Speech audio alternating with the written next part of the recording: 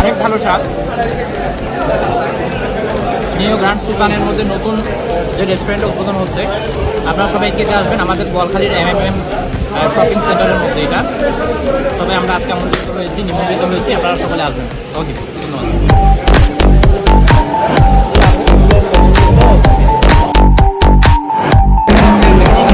শুভেচ্ছা সবাইকে।